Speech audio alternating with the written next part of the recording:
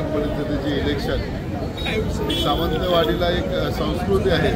आजपर्यंत या कोकणामध्ये सिंधुदुर्गामध्ये सावंतवाडी म्हटलं तर लोक तळ्याचं संपूर्ण सुशोभीकरण सगळा तळा किंवा हे राजवाडा असे वेगवेगळे ठिकाणं असताना एक पवित्र ठिकाण असताना यावर्षी होऊ घातलेल्या इलेक्शनमध्ये निवडणुकीमध्ये जो काही सध्याचं वातावरण झालेलं आहे ते फक्त आणि फक्त भ्रष्टाचार मुक्त करण्याची वल्गना भाजप सरकार करत आहे। परंतु प्रत्यक्षात जास्तीत जास्त भ्रष्टाचार हा भाजपच्या कार्यकर्त्यांमध्ये किंवा त्यांच्या नेत्यामार्फत होत आहे आणि गल्लोगल्ली घराघरामध्ये तुम्ही आज चर्चा सगळीकडे चालली आहे की आणि थोड्या दिवसांनी अशी भीती निर्माण होईल या पैशाच्या बाजारामध्ये की कुठलाही निवडणुकीचा अधिकार हा पैसे नाही दिले तर तो निवडणूक करणार नाही अशा पद्धतीचा एक वातावरण या पूर्ण शहरामध्ये होईल।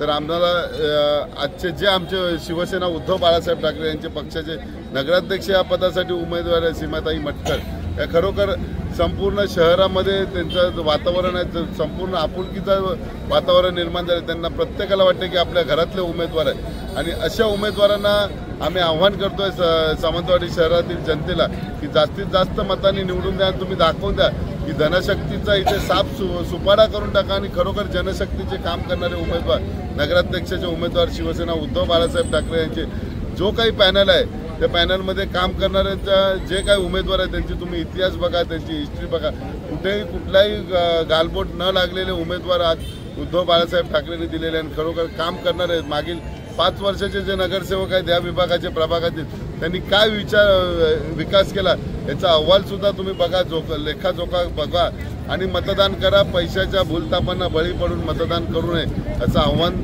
सावंतवाडी शहरातील नागरिकांना करत। त्यात असं झालं इथेच नाही पूर्ण महाराष्ट्रामध्ये दोघांमध्ये जुगलबंदी चालली, मी मोठा की तू मोठा।